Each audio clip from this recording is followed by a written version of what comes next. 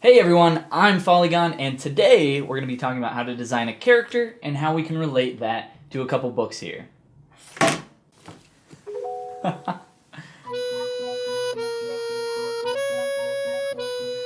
If you like the 3D model you see in this video, you can download it for free, use it for whatever you want. Just go ahead and click the link in the top right hand corner of the screen.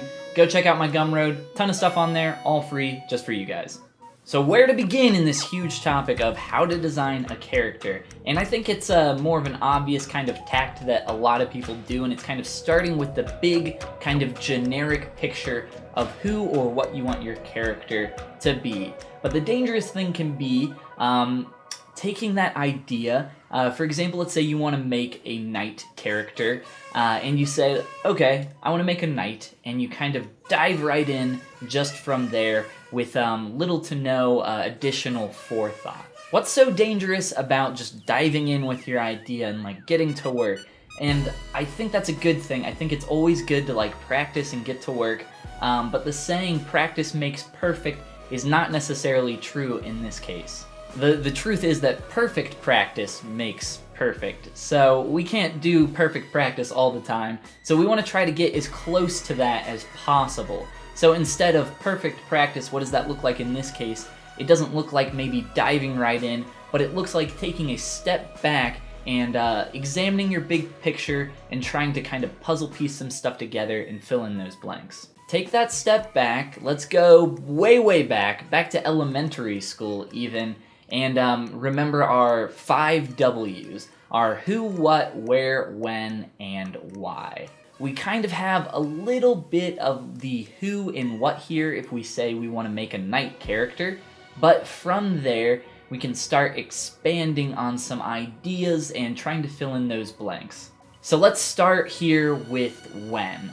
And let's say definitely before technology, you know, it's a knight. It might be cool if we do a futuristic knight, but in this case, let's do just a normal kind of feudal or maybe like Edo time period knight. But when I start thinking that way, I start to think, okay, we're getting too close to samurai.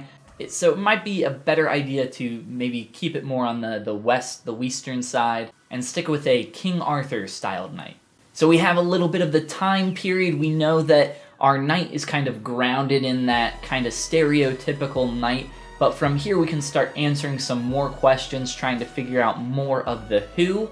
Was he born into a noble family? Maybe, but he could have also, you know, been a ruffian, been very poor, and then maybe someone took him under his wing, under his tutelage to become a great knight one day. When you're asking these questions, you don't only want to think about, you know, past and backstory, but you also want to think about maybe some future stuff. Where is your knight character going? Is he on a quest right now? Is he, you know, lounging at home in a bathrobe, just chilling, smoking his pipe? Is he a chaotic neutral character, to use like some D&D terms? Or is he more like lawful good, always doing the right thing? Does he come from a universe where there is magic available? Is he more of like a WoW paladin style character where he has some healing spells? All these questions can be used to kind of funnel your character's design all towards that bigger picture. So all these questions kind of start filling in all those blanks. This big picture thing I keep talking about, I think, is all around us, but I'm just going to use these as an example because I have them kind of sitting around here. So the first book I have here, you know, I'll cover up the title just to use this as an even stronger example. So we're looking at this book cover, no text on it, and just from this alone, unless you've already heard me talk about this book, you already know what it is, but pretend you don't. Looking at the book, you can kind of figure out some stuff already. It's maybe an art book, you know, you can see some sculptures on it. Maybe you don't know that it's digital, so you think it's at least some kind of art book. You can kind of glean that information. And then if you're lucky enough like me to be able to read, you can see it says Anatomy for 3D Artists and the Essential Guide for CG Professionals. So it's an anatomy guide. And we can kind of glean all this information just by how the book was designed and on the cover and some verbal textual clues that we can kind of see. And there's even more information. We can kind of turn it around and figure out even more from this. So this book is a great example of how we want to design our characters. We want our characters to be able to relay a lot of this information just from their cover, just from their outward appearance. And this is kind of what design is.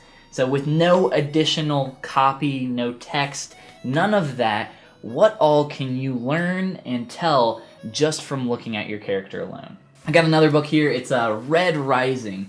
And looking at this one, it's not as obvious what this book is immediately just by looking at it. So without even opening up the book, without looking through any of this additional information on the inside, kind of that backstory of your character, the future, we're looking at this single moment in time here.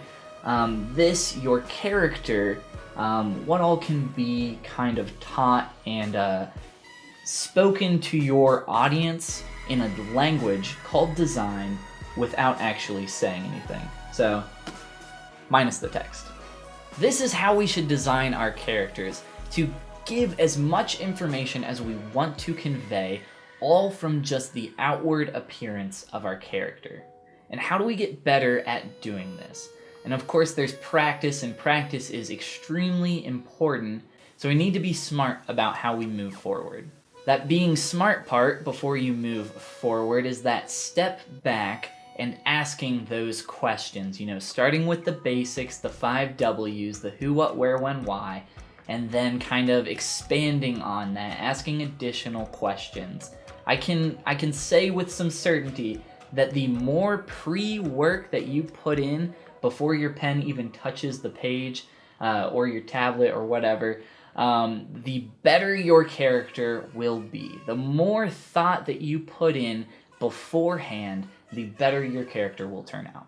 And this isn't all just for characters. Environments, architectures, all these things have a language. And I'm not just talking about like design language and shape language. I'm talking about a language of information that is conveyed to you just by examining and looking at the thing. And for some really good examples of this kind of stuff, this kind of visual language, this design, conveying of information without words or context or copy, I follow a ton of artists. I follow a ton of different people. But a few here that I think are just really good at conveying this kind of information that you guys should check out. I'll link them all down in the description for you, down to their art stations. But Sergey Broza, awesome character designer. Svetlana Tagai, just really good at creating mood and conveying just information to you without saying a single word. And Letitia Gillette, who is just an incredible artist altogether. These people are just very good at kind of creating this language that you can glean from their characters and their art without saying anything. So check out their work, see what they're doing, get some examples of this, get some inspiration, get your brain thinking in the right direction. So you got your big picture, don't stop there, don't just jump ahead, ask those who, what, where, when, why questions, dig a little bit deeper, find out where your character might be going in the future, keep practicing, never give up guys, and look around for some inspiration. Find those people like the people I mentioned that inspire you. And with that, I just want to say thanks so much for watching, guys. I hope maybe this kind of realigned you or got you thinking in a new way about how you design your characters and how the effort of kind of putting in that pre-work really pays off in the end. Hope you guys enjoyed the video, maybe got a little inspired to work on your next thing. Hopefully my little book analogy here made sense, and I'll see you guys next time.